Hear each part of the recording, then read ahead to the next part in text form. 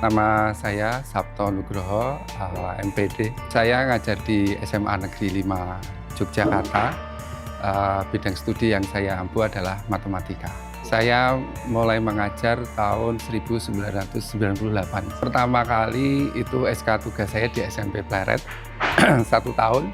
Kemudian ada mutasi, saya di SMA 5 tahun 1999 sampai hari ini. Kebetulan saya tahun 2017 itu ikut seleksi untuk guru instruktur nasional, dan alhamdulillah saya lolos sebagai guru instruktur nasional dan sempat juga keliling ke Indonesia ke beberapa wilayah untuk menularkan apa yang saya dapat di beberapa wilayah di Indonesia ini, termasuk mungkin di Tarakan, di Kalimantan Utara, kemudian di Kalimantan dan sebagainya yang sudah pernah kami kunjungi untuk berbagi, istilahnya ya kita juga ngangsu kawruh sana, tapi utamanya kita juga membagikan pengalaman apa yang kita lakukan di Yogyakarta ini. Setahu saya ya, artinya anak-anak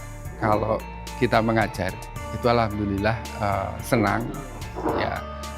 Memang ada suatu paradigma juga, ada perubahan di karakter siswa di akhir-akhir ini. Tetapi kalau di masa-masa di mana kita masih sebelum COVID itu sangat berbeda sekali ya. Saat itu kalau kita ngajar, mohon maaf, kalau matematika biasanya itu kan ditakuti. Alhamdulillah kalau kami mengajar itu anak-anak senang. Contohnya misalkan kita pas ada tugas, ada tamu, terlambat masuk kelas 5 menit, itu anak-anak datang mencari, Pak ini jamnya Bapak itu. Tapi kalau kita kosong anak-anak seneng, itu satu indikator yang mungkin dipertanyakan. Saya tahun 2009, sebenarnya sebelum saya jadi guru PNS, masih guru swasta, itu saya juga memberi les anak-anak privat keliling. Kemudian setelah punya rumah sendiri di sini di tahun 2001, kemudian saya buat tempat les, tetapi yang sederhana awalnya.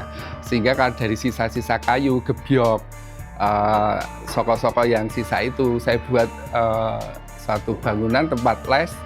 Ternyata itu menarik sekali, artinya saya seneng lah, dari situlah hobi itu. Kemudian yang les semakin banyak, saya mendirikan joglo, di mana orang tua kalau jemput ataupun saat nunggu anaknya itu bisa di joglo ini.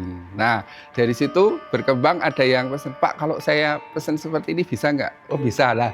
Sebenarnya dari awal situlah kok tertarik, kita senang terhadap bangunan itu, dan ada yang pesen. Akhirnya lama-lama dari 2010 alhamdulillah sampai sekarang bisa berjalan dengan baik.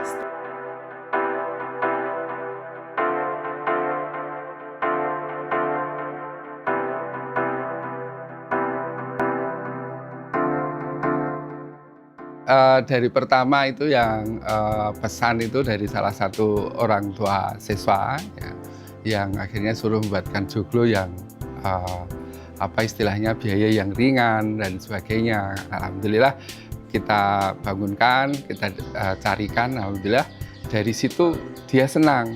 Akhirnya getok tular dari saya ke temennya, ke sebagainya. Termasuk saya sampai sekarang sudah mungkin puluhan joglo yang saya dirikan itu semuanya tidak ada yang lewat media sosial.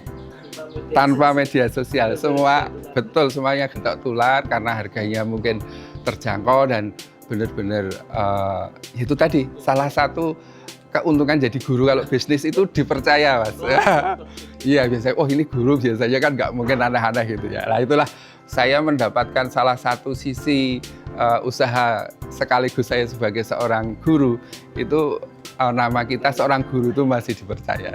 Saya diuntungkan dengan bahwa sekarang sekolah itu adalah 5 hari kerja sampai Jumat, sehingga Sabtu Minggu itu full kegiatan saya di usaha. Dan media sosial yang saya gunakan bukan untuk menawarkan joglo, enggak, tapi saya punya beberapa kolega yang misalkan di Jawa Timur, di Bluro, di Cepu atau di manapun, saya sudah punya teman-teman, sehingga lewat media sosial itu dia menawarkan, Pak ini ada limasan, ini ada joglo, kirim videonya, oh ini bagus, baru terjadi transaksi seperti itu. Sehingga waktu sangat singkat sekali, tidak perlu saya ke Jawa Timur, hanya cukup lihat gambarnya, kita DP, barangnya datang, kita lunasi. Joglo memang banyak ya modelnya, tapi kalau bisa saya spesifikasikan, itu joglo itu khususnya beda dengan limasan ya. Kalau joglo itu berbentuk hampir seperti persegi. Kalau di Jogja Solo itu biasanya selisih antara panjang lebarnya itu 1 meter. Jadi misalkan panjang depannya itu 8 meter, nanti belakangnya 7 meter. Itu kalau yang Jogja Solo. Itu terdiri dari tiang yang 4, itu disebut soko guru. Yang sekarang agak bergeser, banyak mengatakan soko utamanya berapa. Tapi sebenarnya kalau yang benar itu soko guru. Ya, makanya guru itu termasuk utama sebagai penyangga. Itu ada hubungannya sedikit, Mas. Nah, itu soko guru itu yang tengah, itu yang paling sebagai sebagai acuan. Karena kalau soko gurunya itu nanti ukurannya besar, otomatis komponen yang lain pasti harus mengikuti. Termasuk bentangannya juga harus mengikuti, itu soko guru. Kemudian nanti di joglo itu ada yang namanya tumpang sari luar, itu nanti bisa dilihat di detailnya. Kemudian tumpang sari dalam, kemudian ada ini soko pengarak, ya, atau peracik lah kalau orang-orang Jawa Timur menyebutnya, itu peracik. Nah, kalau di Kudus itu biasanya joglonya itu dia perbandingan panjang luasnya selisihnya agak besar. Jadi mukanya misalkan 8 meter, nanti belakangnya hanya 6 meter. Ya, hampir persegi panjang. Iya. Tapi kalau yang Jogja Solo itu biasanya hampir persegi, selisihnya hanya 1 meter. Kebanyakan masyarakat sekarang itu pada ngikuti tren ya. Sekarang kan banyak masyarakat, mohon maaf, yang orang-orang yang penghobi baru, mungkin lihat itu kadang-kadang dia hanya mengejar ukuran sokonya, tapi nggak melihat proporsinya, bahwa suatu joglo itu kalau sokonya misalkan 15 sampai 18 itu bisa 3,5 meter tinggi. Tapi kalau sudah 20 ke atas, 20 sampai 25 itu harus 4 meter lebih. Kalau nanti banyak yang sokonya 30 sekarang, kalau saya melihat di media sosial itu ya, di TikTok ataupun di Facebook, itu sokonya 50, 40, tapi tingginya tidak mengikuti, menyesuaikan. Jadi nanti bentuknya, mohon maaf kalau bahasanya orang itu nggak imbang gitu loh, antara gemuk tapi kurang tinggi. Nah, namanya usaha itu semuanya pasti ada suka dukanya. Tapi kalau orang luar melihatnya hanya sukanya ya. Tapi kadang-kadang kita nggak mengekspos bahwa dukanya. Tapi paling tidak yang namanya usaha pasti. Yang beberapa kali kita alami dukanya itu, misalkan udah melihat gambarnya bagus, ini kita DP, kita transfer. Orang yang kita percaya itu amanah, tetapi yang punya itu ternyata tidak amanah, sehingga uang DP kita itu ternyata sudah dibeli orang, ditawarkan lagi. Nah, itu salah satunya. Kemudian yang kedua, memang kalau beli joglo yang di lokasi langsung ke penduduk, itu kelihatannya bagus ya, Mas. Begitu kita bongkar ternyata banyak yang kropos, nggak kelihatan. Nah, itulah dukanya di situ. Kalau misalkan udah pesen, biasanya kita pokoknya itu adalah ukuran soko gurunya. Mau ukuran berapa, kemudian luasannya tempatnya itu berapa gitu. Nah, dari situ kemudian kita biasanya gini, Mas. Saya nggak pernah menyampaikan tanpa bentuk yang berdiri. Jadi alhamdulillah saya ada, misal posisi sekarang itu ada 4 joglo yang berdiri. Nah, posisi itulah yang nanti akan dilihat orang seneng dan enggaknya. Kalau hanya dari orek-orek, kemudian foto, itu kadang-kadang kurang di hati itu kurang sreg, wangunnya enggak dan sebagainya. Itu kalau di tempat rumah saya gimana. Nah, saya biasanya harus saya dirikan, Mas. Jadi joglo, jual beli joglo itu harus posisi berdiri kalau saya. Ya, artinya kemudian orang itu melihat, oh ya ini senang, kemudian kita bongkar. Nah, bongkar sampai pasang itu kurang lebih sekitar 1 bulan sampai finishing selesai. Joglo ukuran umum misalkan sokonya itu utamanya itu 15, itu ya kurang lebih antara 70 juta. Itu. Tapi ngikuti, kalau sokonya nanti 18, otomatis unsur yang lain ngikuti ya. Itu nanti sekitar 100-an sampai 150. Tapi kalau udah sokonya 20, itu udah 300-an. Gitu. Siap. Ya. Ini termasuk gebyok yang cukup langka ya, karena tingginya 3,5 meter. Ini salah satu peninggalan dari tokoh nasional yang mohon maaf belum bisa kami sebutkan, di mana waktu itu rumah beliau direhab, direnovasi, diganti rumah bata modern. Kemudian gebyoknya ini bisa dilelang, alhamdulillah bisa saya beli. Gitu. Ini termasuk bagus, jadi ukirannya itu sederhana tetapi menunjukkan apa ya, halus gitu loh kerjaannya. Biasanya ukiran itu nanti ada yang Jogja, kemudian Majopahitan dan sebagainya. Itu kemudian kalau tatahan itu nanti lawas sama enggak itu nanti terlihat. Jadi kalau seperti ini itu masih tatahan yang lawas. Kalau yang modern pakai alat itu modern itu nanti lengkungnya malah sempurna.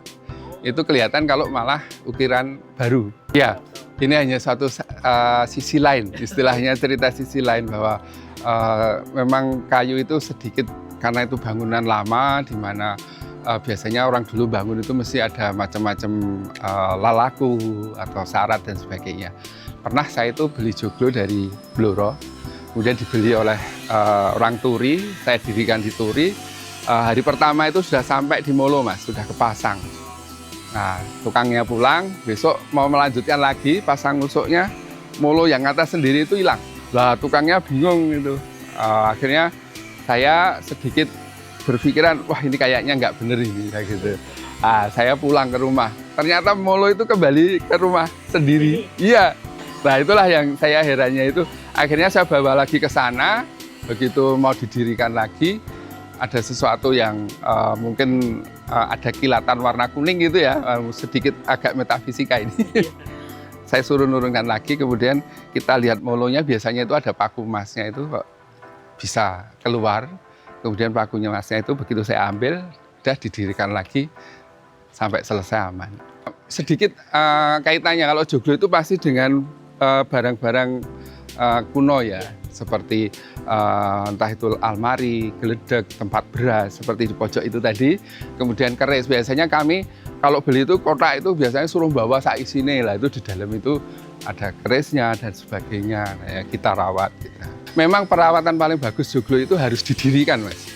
Kalau ditumpuk pasti lembab, lembab itu pasti nanti akan tumbuh jamur, kemudian keropos itu akan, walaupun jati tua pun kalau terlalu lembab ditumpuk itu nggak baik. Tapi perawatan paling bagus joglo itu harus didirikan dan harus punya apa ya, ada dapuran. Jadi harus di tempat yang tinggi sehingga kalau air jatuh nyiprat itu nggak kena.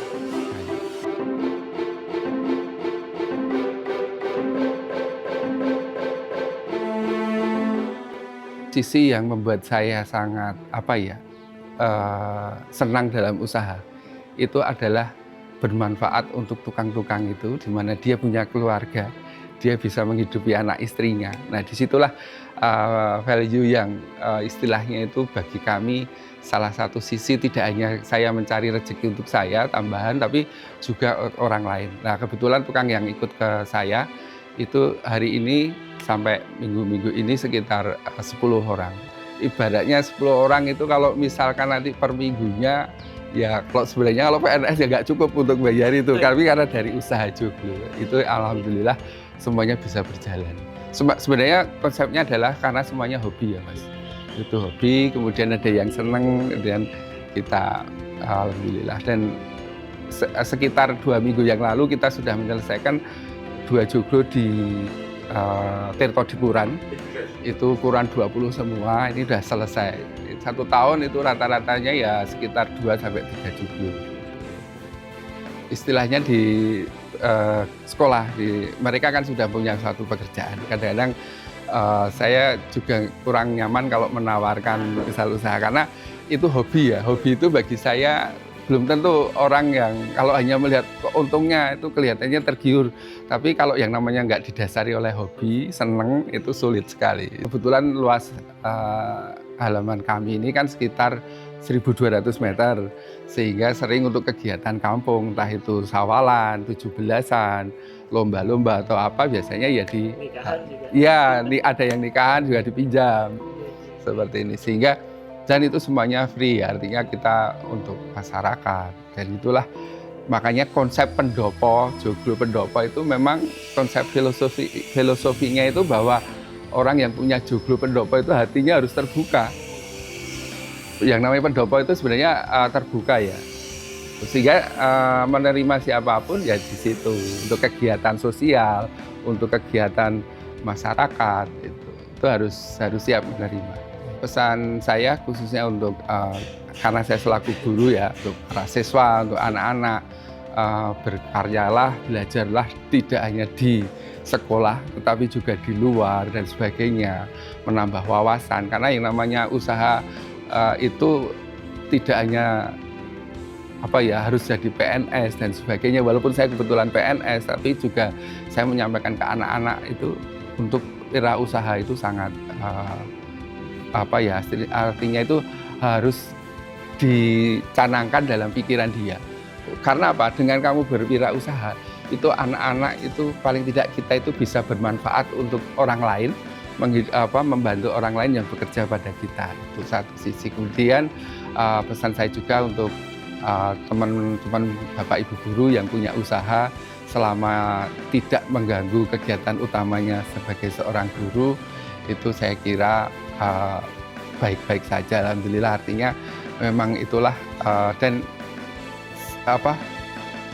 bermanfaat untuk orang banyak, itu insya Allah menjadi satu ibadah juga.